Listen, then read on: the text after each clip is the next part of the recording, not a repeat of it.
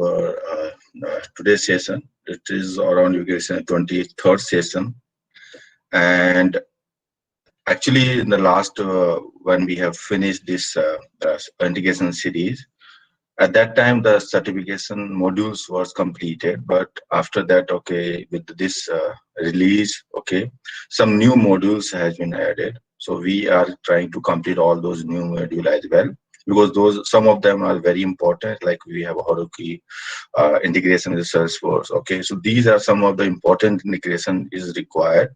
So we will cover all those. So that's why from today we're starting the second session of the integration architectural designer certification series.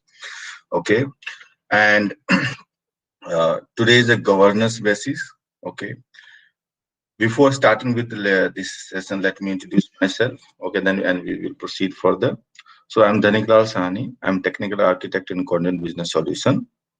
I'm certified application architect, and my Twitter handle is Dhanik Sahani. Okay, if you want to discuss anything it's related to the architecture, Salesforce architecture or Salesforce project, we can have a discussion there. We can have a discussion on my the LinkedIn profile, LinkedIn and the Telegram group. Actually, this is mostly I'm active there. Okay, so if any question related to my blog as well. My blog is salesforcecodex.com. So if you have a question related to my blog as well, while implementing it, okay, please ping on a Twitter, sorry, LinkedIn and the Telegram group, because there I'm a very active. Okay. Today's session is again I will always 23rd session of integration designer certification. This is the governance basic is the part of evaluating the current system landscape. This is one of the module in this certification, which is almost 8% of the integration architecture series. This session is about that under that 8%. Okay, which saying the given set of business requirement, what are the current system landscape, and determine how the standards, limitations, and boundaries are particularly exist. So we have to discuss all those boundaries process that those are the governance basis. Okay, so we'll discuss all those in our today's session. So before starting, I'm audible first. Okay, Yeah, we can hear Santa. you. Yep. Okay, then okay. So for today's session, what is our agenda? So first we'll see what is governance. Then we see why governance is important, at least for our IT system or our Salesforce project. Okay, how to implement governance model in our Salesforce project or any IT project. What are governance framework component? What are the framework component we have to use? Okay, to implement that model, and how to choose best operating model, okay, to handle our projects. Okay, so all those is five important terms we will discuss in today's session. So first, what is governance? So is it something related to the government or is something different? So I will say as a conceptually they both are same, because as a government I have to basically create a lot of policies, lot of process, lot of I have to administrator them, I have to control them, I have to manage all those things. Similar to that, the governance is also the same concept. Is saying governance is a system of rules, practices, and the process by which an organization is directed and controlled. So it's saying how that organization will be working, how the organization will be controlled, how the organization will be managed. All those is part of the governance. Okay, those are rules which is part of the governance. Governance essentially involve balancing the interest of companies' stakeholders. So stakeholders are different. Like we have a shareholder who is actually investing money in our company or the investing money in our projects. Okay, senior management executive. Okay, customers. Customers are also very important part of the governance. Supplier, financier, the actual government and the community as well, because these are stakeholders who involve in different part of project life cycle. So some way around, okay, in direct way or indirect way, they are actually creating a policies, helping the team to create a rules, okay, which project will you prioritize, on those kinds of management they are involved, maybe direct or indirect way. So these actually this governance model will help you all those stakeholders to be on a one page, actually on the one decision making process. The basic principle of corporate governance are accountability. Who are the accountable for any project? Okay, any project, who is the accountable person? Let's example, we have a different team in our Salesforce project. Okay, who is a business owner? We have a project manager, who is a Scrum master, who is a development manager, who is a technical architect manager. We have different roles. Okay, and every person is accountable for one kind of or one team actually. So governance are accountability, transparency. Whatever decision we are saying, it should be transparent. Fairness. No one should actually pinch on other team members, and responsibility. Everyone should be responsible to their work actually. At least if they are able to capture or they are able to handle their work, of course, other work will also be completed on time. Okay, so all those are factors of the governance. So if you see governance saying administration, I have to administer any all those policies. I have to take care of the best practices which can we can be used in any project. We have the ethics. Okay, what ethics rules we have to follow? Okay, with the team members, with the stakeholder, with the shareholder, or the external users as well. What are the responsibility of each team members? What are the mission of that project? Okay, or mission of the team actually, who are the part of decision making and how the decision making is will be done. What are the vision? Okay, vision, what, while starting with the project or the when the business team member are actually meeting, what are the vision they are thinking for their organization to be profitable. Okay, so these are visions. Board, of course, who are the part of the that board meeting or the senior management meeting, who will control the system actually, and the compliances. So different compliances are there in Salesforce application also. They are following a lot of compliances with the different basically countries.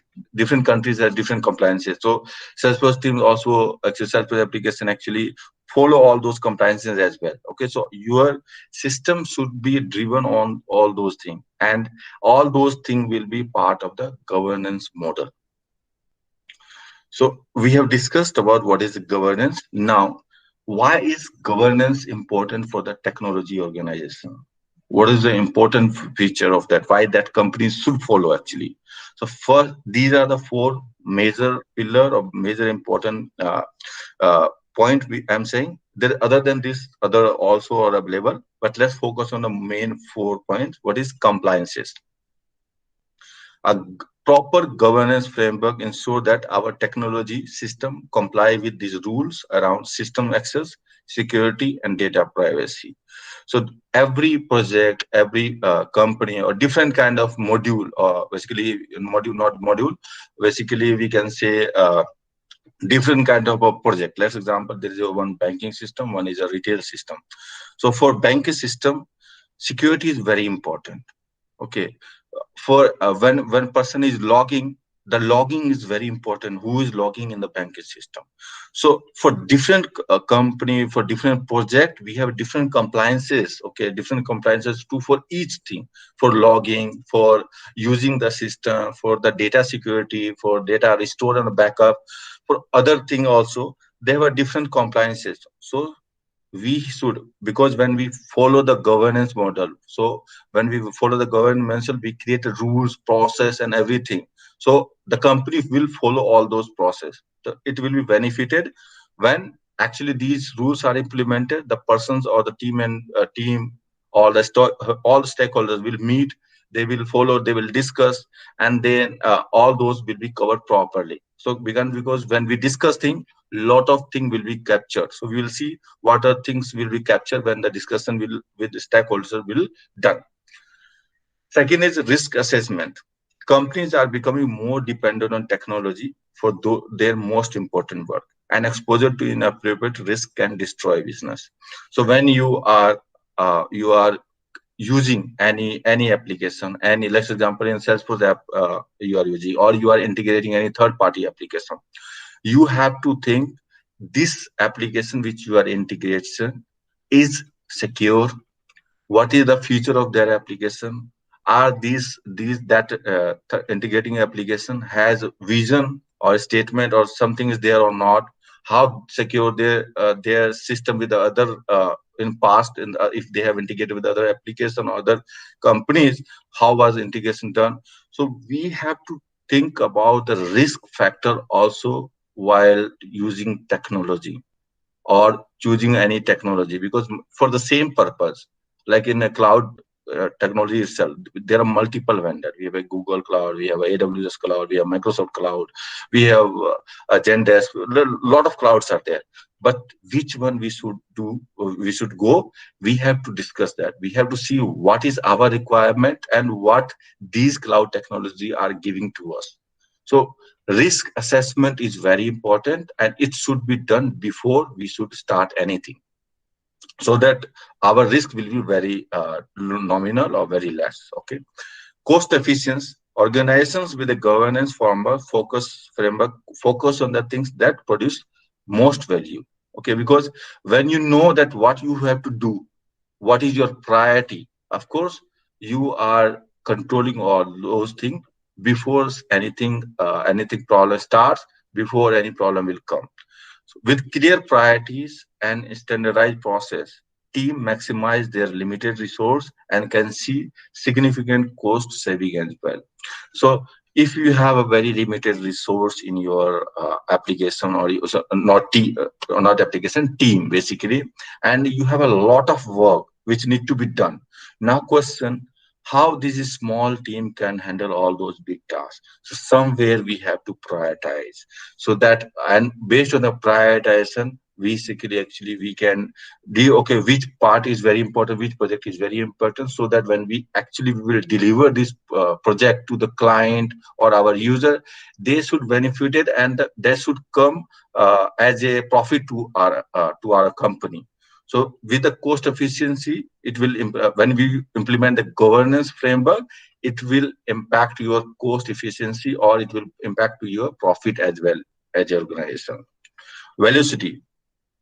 So technology moves at a breakneck speed. Many customers find this space is hard to keep. Even Salesforce itself, you can see every 4 months, we technology or the releases is keep coming. Okay, their Salesforce is adding a lot of new features, and if our team members are not basically they as par with those technology upgrade, of course they will go with the old school approach, and they will probably they are not knowing all those new things. So maybe it will risk your system, it will be risk for the security or application of your system, all those things.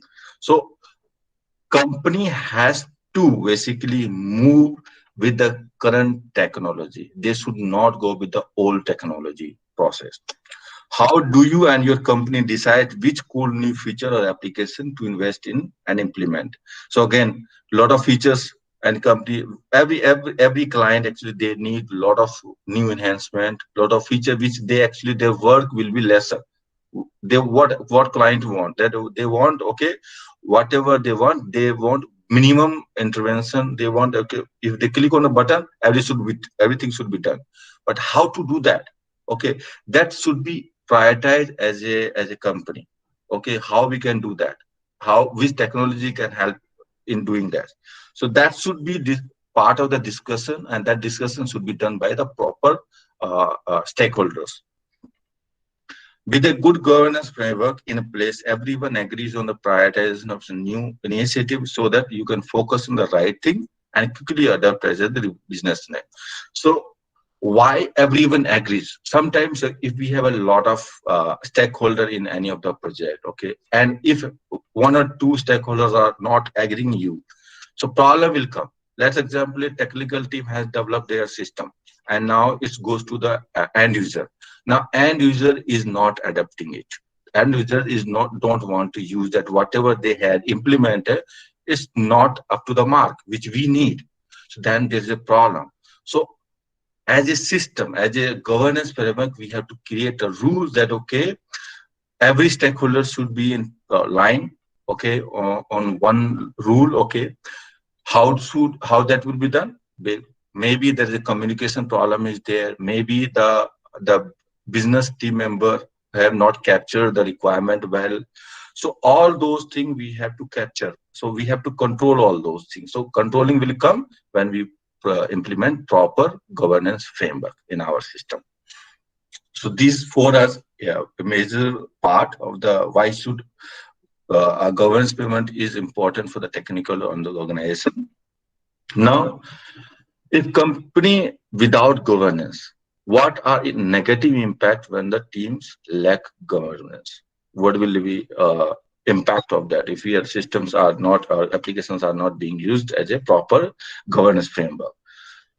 So no vision. If I have a major technology project should have a not a clear defined vision, or if they have a clear defined vision, then what is the output? If they have no proper vision, then what is the output? Because if you don't have any vision, okay, you have not a goal, then it lead to the bad impression. It will go with high cost and might be lose client as well. Example, for anything, let's example you starting with a chatbot, okay, or you starting with any voice integration technology. Now question, we have a multiple system. Now which APIs you should integrate? If the team is not knowing that integration, okay, what will be the problem? So it's not only that, okay, we should go with the top most integration, but if that integration is not that not knowing their team, our team is not actually have skills to implement those integration, of course there is a problem. Okay, so it's not only that, okay, the whatever best is in their market we should implement. We have to think about lot of pyramid. Okay, it's about technology, it's about the team knowledge, it's about the cost, license, everything we have to see. Okay, so if vision is not clear, then we have to go with the bad impression on the client front. Lack of alignment. So all stakeholders like executive members, managers, and the end user should be in sync. Okay, if they are not in sync, it will impact a bad impact on overall project.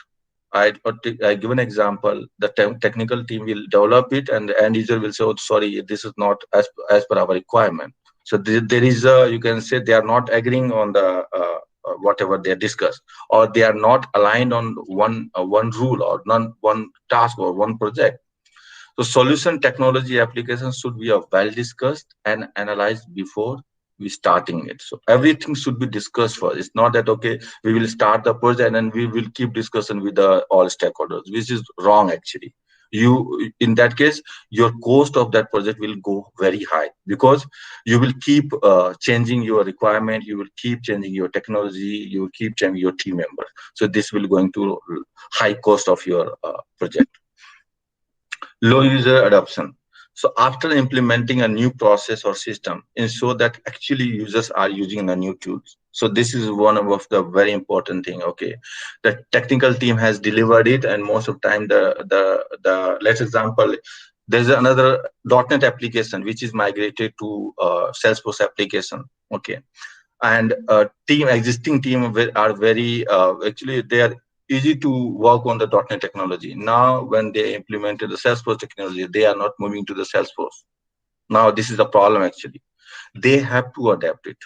Okay, so how this adaptation will be done, that is a part of the rules we have to create. What is the part of the management we have to take care. Okay, if they are not using new tool properly, whatever investment we have done, that will not is very poor actually. Whatever investment is done, if that output is not coming from that investment, so that is a bad for us actually, bad for the client as well.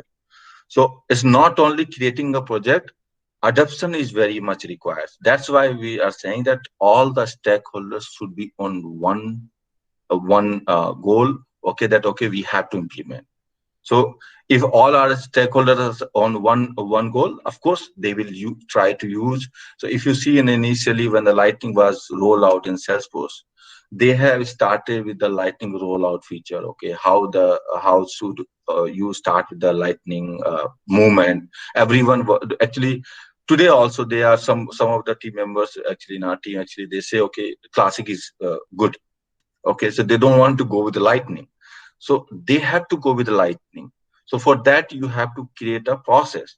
Not everyone can move directly to the lightning. You have to create, okay, let's go with the 4 or 5 members of team in your team to the lightning first, and we'll see what is a benefit, how much how easily they can go to the new framework. So based on the experience, whatever the experience is there, you can resolve that and you can move further. Everyone actually, you can say everyone in everywhere in our system, okay, or me itself actually, they are hesitant to go with a new tool or new feature because they have to learn new thing. So avoiding those things, they are stopping, or they don't want to use new system, new tool. So we have to encourage our team members that, okay, let's go with the new tool, new feature. What feature you are not liking of the new system, let us remark that all those things in somewhere, and we will discuss with the technical team. So our low user adoption will be less in that case. Drawing in an enhancement request. After adopting new tool, enhancement request should take some kind of prioritization. Okay, because when new tool will be implemented, the new user probably they will keep writing issues. Okay, these are the issues. Earlier this application was working fine, but the new technology, new tool has a lot of issues. So they has to write all those issues in somewhere in log, so that while the prioritization it can be done. But if you don't have any governance model, how you will do the prioritization? That is a problem. If governance not outlined, then each team will fight to get their work done first.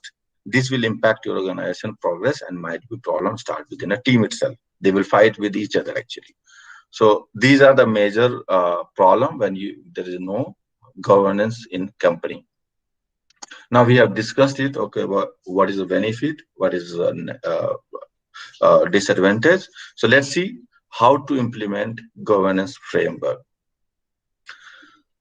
So implementing governance framework. First point is who all are the stakeholders. So we have a 3 stakeholders.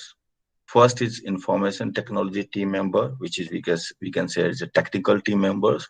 Second is a business unit, who or we can say BA or business who takes care of business requirement, and third is an end user who actually using our products.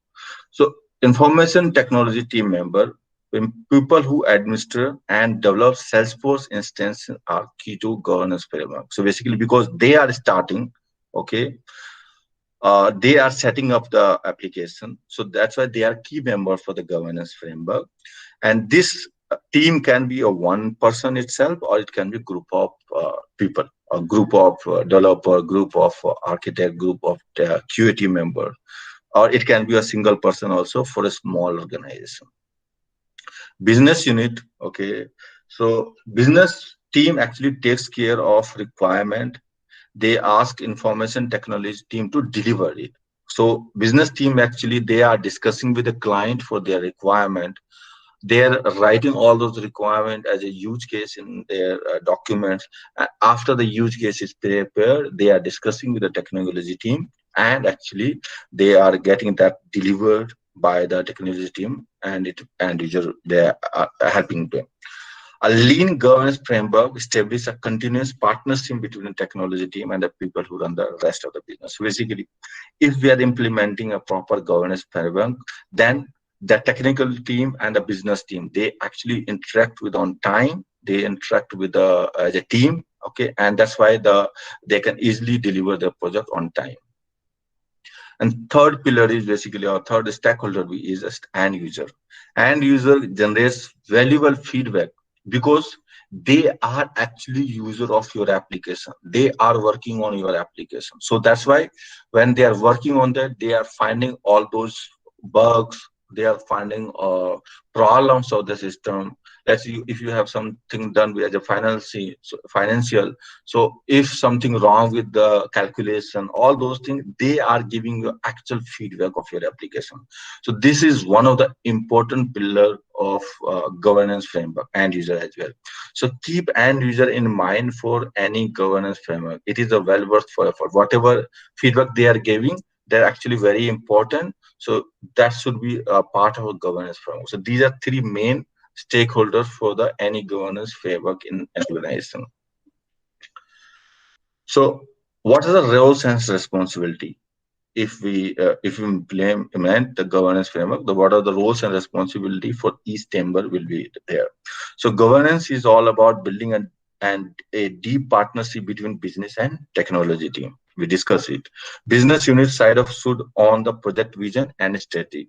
The business unit has to take care of the vision, and if vision is implemented, then how, what are the strategy we have to follow to implement that vision. So this is a part of business team, not a technical team. So business units, what they are doing, they are using creating a vision and strategy. Okay, they are gathering and prioritizing requirement.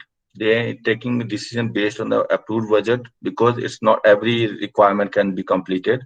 There's some budget is there, so based on the budget only we have to prioritize that whatever the backlog, whatever the requirement we have.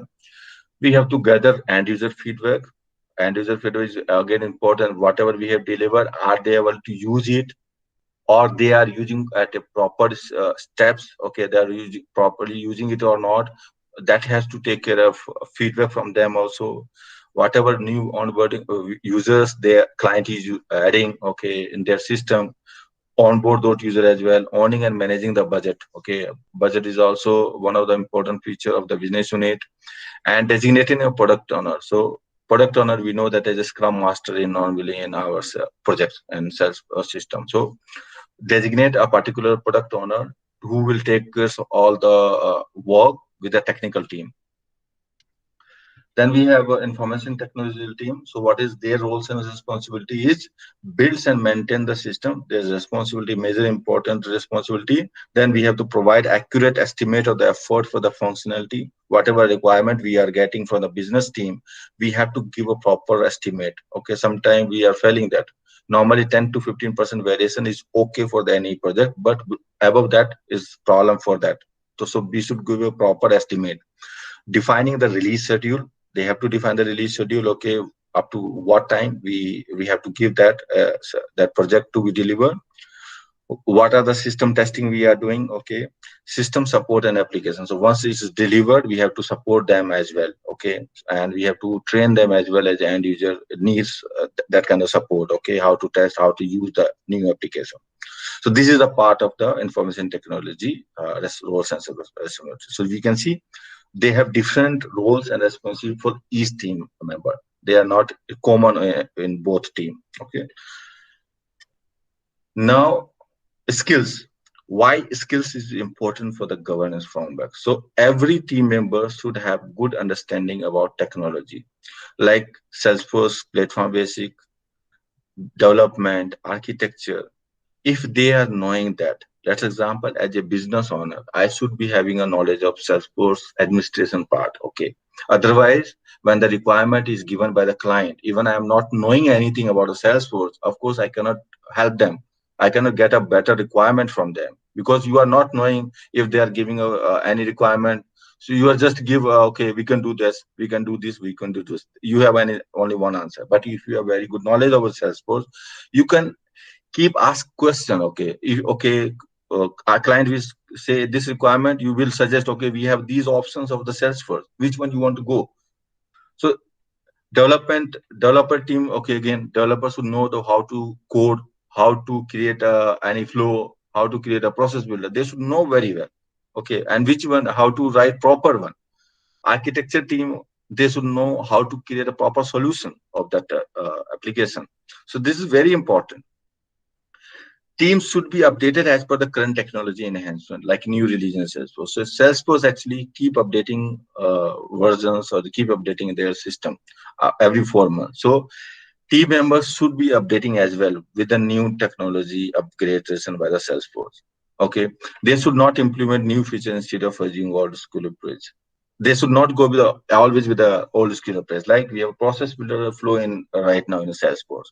Now, if we have everything in the flow, why should you go with the process builder? Because you are not knowing the flow is not a good approach to go start with the not start with the flow, because you should learn Salesforce flow so that you can move from Salesforce process builder to flow. So they have to. So technical team has to upgrade their skills. Teams should be get proper training and certification based on a group they are working. They should properly trained and certified so that actually they know what should they have to do in their project. As a BA also, there's a business requirement also, QA team also, they should go with admin training. Okay. As an architecture, architect, they should go with the architecture training. So they should go with the proper training as per their requirement or as per their skills. Now we have discussed what are the important point. Let's go with the governance framework component. What are the components for the implementing governance framework? So these are the 5 main important process. Okay, vision and strategy, business backlog, software developer lifecycle, communication strategy, and data strategy and architecture management. Let's go with each process one by one to get a proper information. First is vision and strategy. Vision, what is vision basically? Vision is something which is required as a organization. Okay, whatever required by the client is not a vision. It's requirement for that is a project requirement. It's not a vision. Vision something like as an organization we have to increase our benefit from 5 to 10%. This is our vision. As vision we have, okay, we have to increase our customer base from 10 lakhs to 20 lakhs. So these are the vision. So vision is required so that all team members will be on the same path. These visions should be outlined somewhere. It should not be in mind. It should not be any person's mind that okay, so other person can read. No, it should be properly outlined so that every stakeholder should follow that vision and they should implement it so that they can get that vision completed. The vision is specify what you want to do. Okay, and the strategy define how you are going to do it. Whatever vision you have, how we can get vision completed. There can be multiple strategy. Okay, so which strategy we have to go, we have to define that strategy. So that's why we have a vision and strategy concept process. Vision might be an increase in profitability. Okay, my vision is okay. We discussed. Okay, my vision was let's increase benefit profit of the company. This can be achieved by 2 different strategy. One is cutting the cost, or second is increasing the sales. Now, which strategy we can go, that team has to decide. All the team members, stakeholders, executive team members, they have to decide which strategy we should go. We should cut the cost, okay, or we should increase the sales by by decreasing the price, maybe by giving building or manufacturing a lot of products. So it depends on the which strategy we are going. That is a vision actually, which vision need to be achieved by different strategy. So vision and strategy are not etched in the stone. They should be regularly reviewed and updated. So basically, means it's should not be written somewhere and just it's written as a stone. Okay, that okay. We instead of that, we have to follow. If technical team is working on project, if someone is monitoring that, what is the current status? If manufacturing team is doing some manufacturing something, how much they have manufactured, what was our initial goal, have we completed 10%, 20%, or whatever status we are, somebody has to regularly review, and every review status should be updated in a document so that we know that okay, where is the mistake, where should we implement new guidelines, where should we follow the new process, because we have to complete our vision. So we have to introduce new process rules at the mid time as well. So based on that only we have to based on regular review we can do that.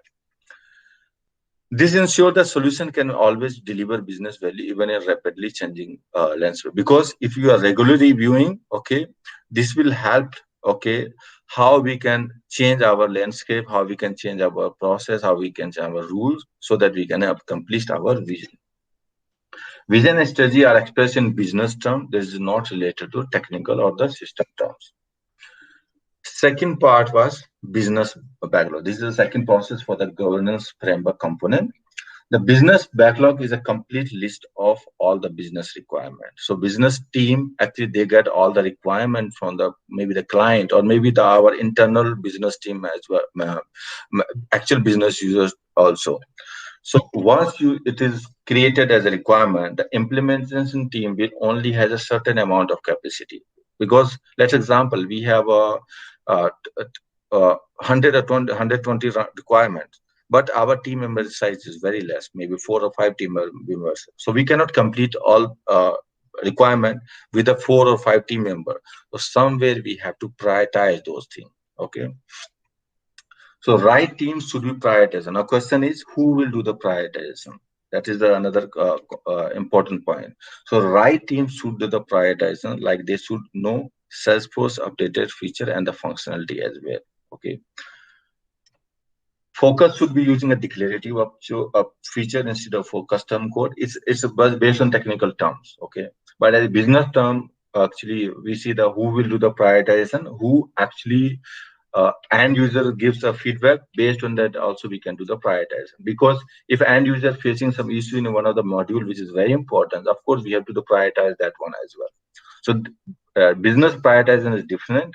A team prioritization can be, or technical team prioritization can be different. Like might be our team is not knowing flow, our team is not knowing new features. Of course we have to, because we have to complete early, we have to go with the old school approach also. That is possible. It's not every time we can go with the updated features, because might be in Salesforce or as a scratch org or something, you are getting all updated feature. But when you move to the update production, you probably will not get the updated version there. So that is another problem actually. So you have to prioritize based on the version which is implemented in a sandbox or in the production also as well, based on your technical code or declarative feature or the custom code. All those things we have to prioritize. We have to also think about the team size as well. Custom code will be expensive and difficult to manage in long run. Of course, very important, because if whatever custom code is you are creating is very expensive to manage for the next module. Let's take example, you have created a custom code. You have used any Salesforce functionality or any class of this base class or basically method. Maybe after 2 or 3 version, that method is obsolete from the Salesforce side. Now what you have to do? You have to create the code again. So better you should go with a declarative approach, okay, so that these maintenance of your code will not be done at the later stage. Business backlog should be controlled by business unit of organization instead of controlled by third-party implementation team. The business backlog should be prioritized by your business unit. It should not be controlled by outside vendor. Sometimes when we start with our creating a new Salesforce department or team, what we had, we had third-party vendors to start our Salesforce project. Okay. So in that case, you should not give a control to that person or that team. You should control your business unit. It's your requirement. They are just implementing it. Okay. So that backlog decision should be taken by the company itself or the business unit itself. Get feedback from end user, prioritize those feedback and take as an enhancement. Of course, feedback is very important. So prioritize those feedback based on the prioritization or the importance of that requirement or issue we have, and take as an enhancement. Create an idea board similar to the Salesforce idea exchange to get a new innovative business and functional idea. Similar to this idea exchange, we can create a simpler idea exchange in our organization as well, so that who is working, let's example, we new team members are keep inducting in our team. So if they have already implemented something cool feature in their past organization, they have implemented better approach in the past organization, they can help us our current system to be updated as per the new thing. So it is very good that we can create a idea exchange board where they can throw those important point, important performance application or code review or something, anything they can help us. They can give idea that as well, so that we can implement it. So it's always good to encourage them also and create a idea exchange community or portal, something like that. Now, software development lifecycle is also important for the governance framework, because defining software development lifecycle like agile or waterfall model will help you, which actually take care of how the project will be implemented, how the project will be completed. Because agile is a different concept, waterfall is a different concept. So, which framework we should go our project, of course, depends on that. The team will work. Team will take the backlog task, okay, and based on the process, the team members also can change. Like we have scrum master, so based on the waterfall model or agile model, so we have to think, do we require the product owner or not? All those things will actually capture based on that only. Establish guidelines for the release cadence, migration of the new functionality between environment and quality assurance testing, and having consistency and guidelines for these things maximize productivity and minimizing system instability. So based on the life cycle of the project, these team, like even a QA team, also take us do the testing. For example, in agile, somewhere some now teams actually working on a hybrid agile as well, okay. They follow the both concept. They also working on the waterfall model, they're working on the agile model also. So, so based on that, okay, what kind of model we have, the team actually working, deployment of those tasks is implemented. Because if you are working agile model, you have after 2 or 3 sprints, you are deploying it in the next version. But in a waterfall model, probably it will deploy in after 2 or 3 months. So based on all those things, the things are changed, okay. Next, we have create technical governance of adequate team in this. We have to create a technical governance as well. Okay, governance like how we should deploy our code, how the deployment will be done based on the document, because documentation is very important for that governance model. Okay, in Salesforce we have like a 75% code test case coverage is required. So this is one of the governance model from the deployment perspective. So as a technical team also, we have to create our own governance model so that your team, your code, your application is secure, well performing, or everything will be there. So now we have a data strategy, architecture, and management. This is the last component. Multiple system generates tremendous amount of information. There is a real insights to uncover when integrating all this data. So when multiple system integrate, let's example, a Salesforce system is integrated with the AWS system, or the Salesforce system integrating with the Oracle system.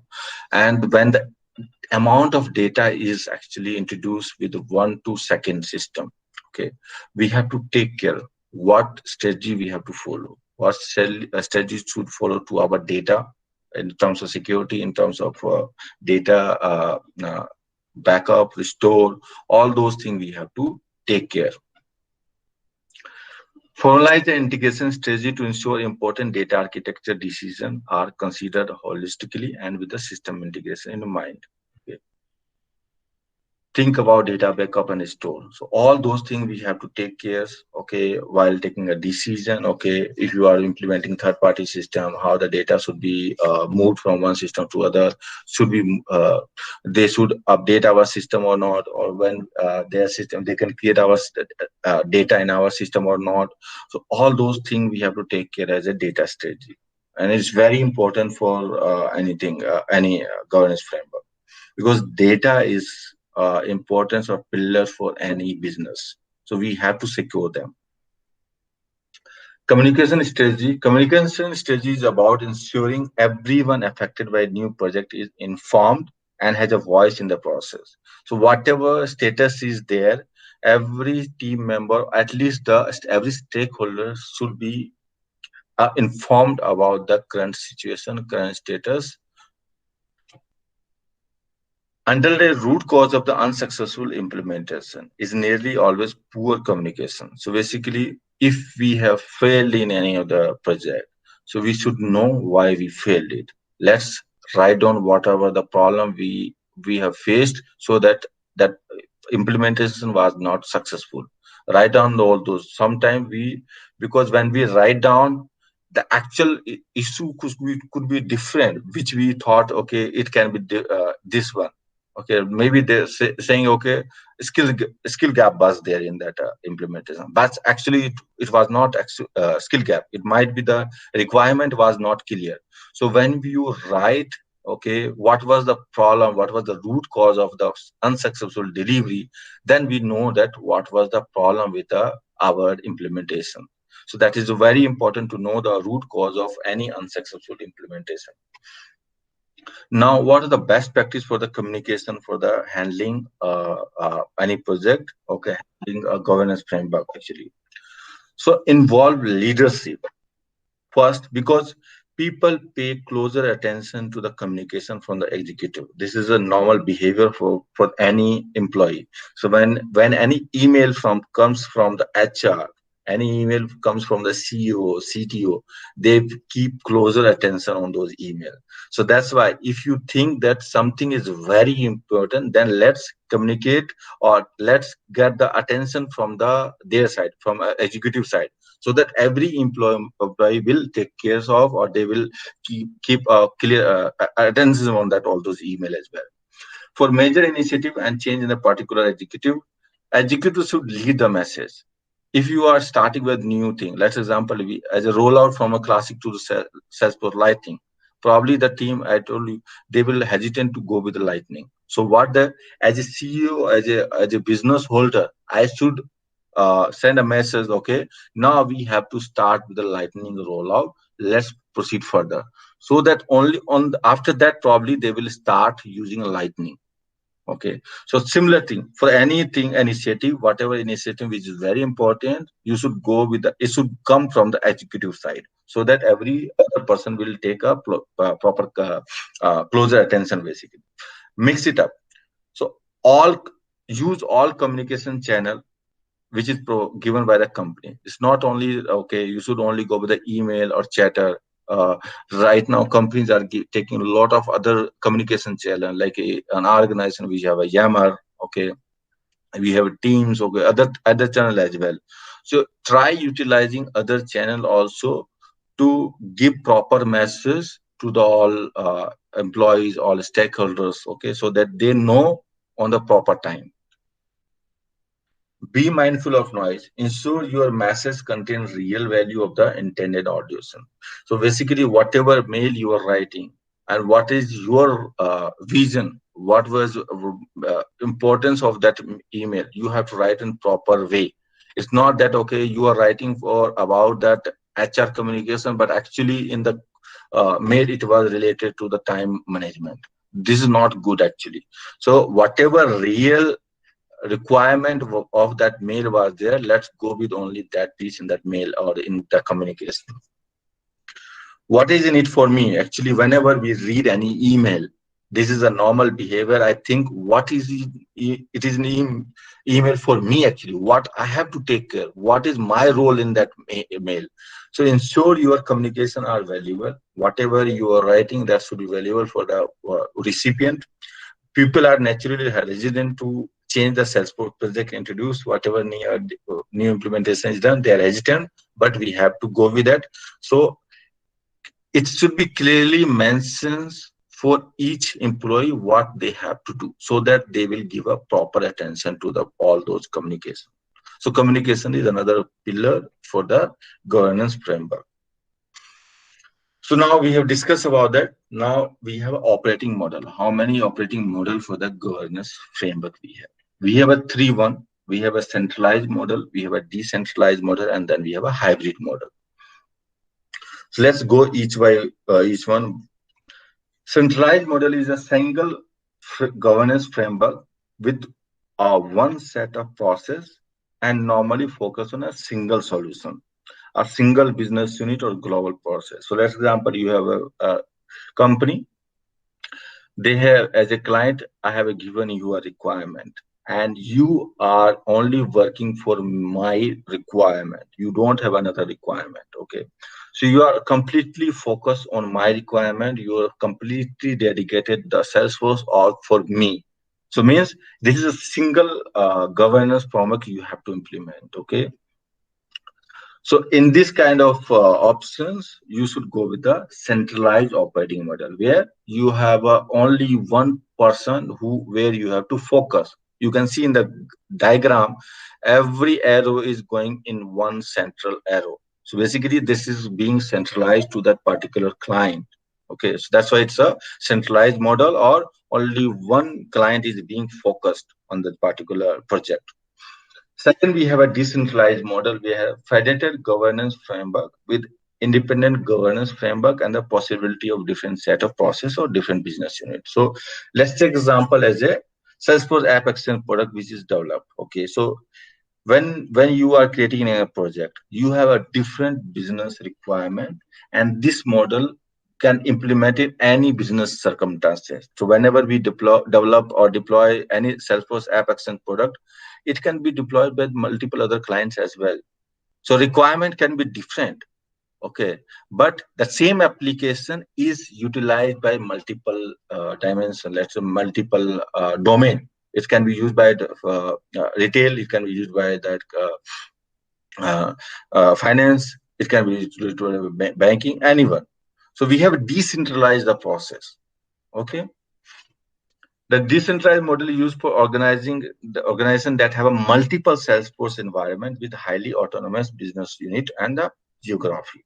Okay, so they have multiple requirement, multiple clients, multiple business units, and for those, so handling all those things, we are going with a decentralized model. Okay, in this case, let's go with the hybrid, and probably we'll see the difference between the decentralized and hybrid, and we'll know. So in hybrid model, common governance framework with each business unit have its own autonomy. Okay. Now question is governance framework, common governance framework. So you can see as we are not a Salesforce application partner, but we are creating a Salesforce product. That product can be utilized by the multiple client. So what we are doing, we are creating one common framework, and after this common framework is deployed on any business client system, they can add some more feature on that, but the basic framework is the same. So in that case, we are going with a hybrid model. Okay, so where the common framework were there, and we are going with the top-up approach of the different based on the different client. In the decentralized, everything is a different. Okay, different business, different department, and we have a different Salesforce all. This in hybrid, this approach is effective for the larger companies that want to standardize their best practices and the process under a common framework, yet allow some amount of autonomy for the different division or geography, as you told. So if they want to change something little bit on the requirement, they can change it. So these are the three model for this governance framework. Now, which is the best model? So we already discussed. Let me just go and once more.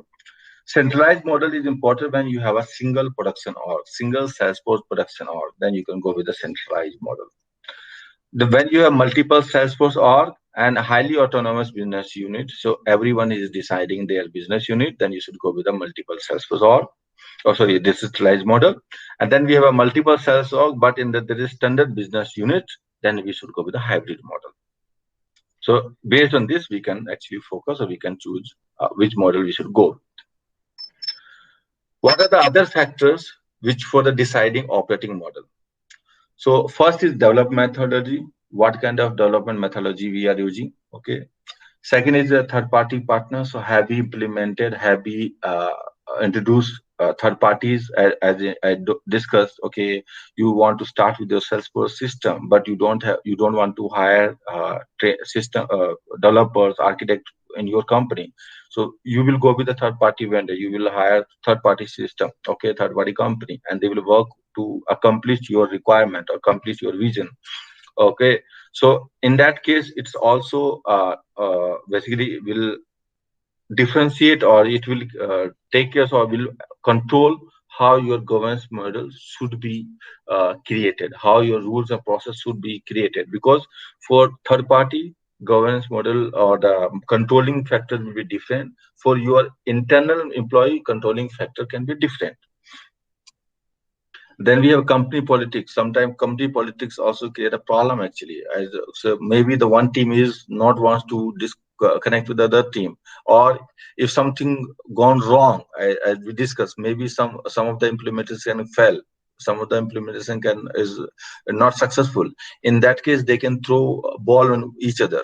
Okay, or one person who is very on top executive member, they don't want to work with other team members. So there could be a multiple politics also in an organization that can actually decide which operating model should go. Now, who all are the team members? Who are the core committee member for the any governance framework? So we have a two team members or two committee members. One is executive committee, which is the CEO or the top executive members, and that project management committee, which actually take care of the implementation, like the project managers, architects. Okay, these are the project management committee. So what are they doing? What executive committee will do? So basically, they own the overall vision and strategy. They are owning all the visions. They set the priorities. They oversee the overall project budget, whatever project is budget is given, where this budget can be utilized. Okay, so those they see oversees those budget as well. They act as the final escalation point for the disagreement that the project teams are unable to resolve.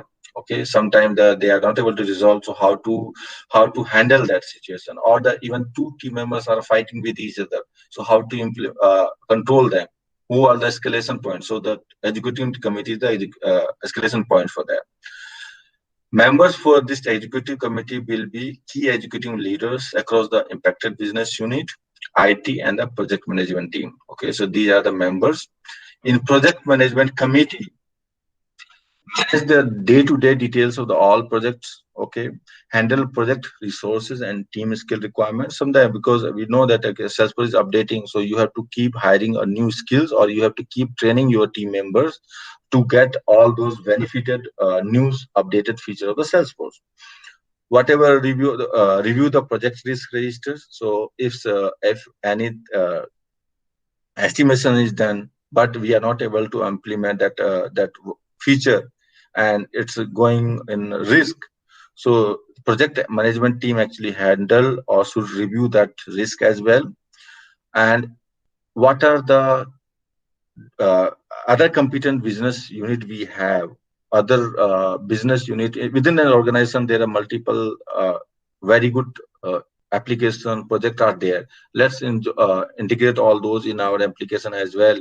So those kind of a decision also is done by the project management committee as well. So now, what are the some FAQ question I have written? Okay, based on these slides. So first, what are the 4 P's of the corporate governance? Okay, which is very important. So again, 4 P's of the corporate governance are people, process, performance, and the purpose. These are the main feature. People basically who are the stakeholders, who all are the executive member, the technical team member, the business owner. That's why the people. Process, what are the process we are implementing, what are the rules and regulation we are implementing. Performance, how whatever we have to develop, whatever to deploy, are we able to do that or not? Whatever the performance of that system or the application or the project or team members, that is another pillar. And the purpose, why we are creating a new process. So these are 4 P of the corporate governance. What are the basic principle of corporate governance? The basic principle of corporate governance are accountability, transparency, fairness, and responsibility. And what is the Salesforce lean governance?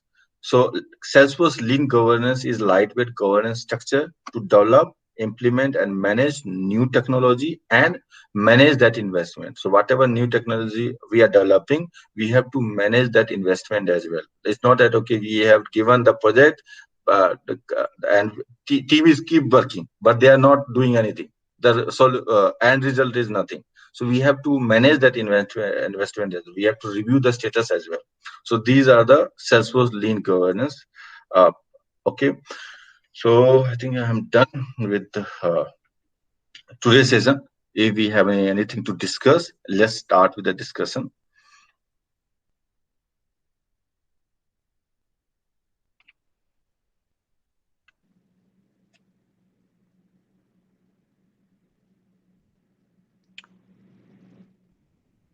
Yeah, I do have a question about the hybrid model. Um, for hybrid model, you say that uh, it's going to be used in a multi-org systems, but is it would that be, I mean, is it possible to use a single org for the hybrid model, or is it only recommended for a multi-org tenant? Multi-org visual. So single org, we have a centralized model. Okay, because Hmm. we for specific business we are working. We have only one business client, and for that only we are implementing that. Then that we go with a centralized model. In a hybrid model, let's example, you want to create a product as a business or as a company. I want to create a product. So that product can be implemented in with multiple clients. Let's example in Corona, this situation itself. Salesforce Yeah. can create one health application. This health application can be utilized by multiple pharmaceutical company or other company. If they Okay. need some extra feature, we will introduce some extra feature in their system. But the basic framework will be same. Okay. Okay. Understood. And then another question is for not hybrid, I guess, for governance. Is there a structure where you could have a half hybrid governance, meaning that half governance and half controlled by um, the business? Does that make sense? Or does it have to be like you have to have all the components of a governance, or is it possible to have uh, like half of the governance, like half governance, and then most of it is going to be controlled by business? Does that make sense?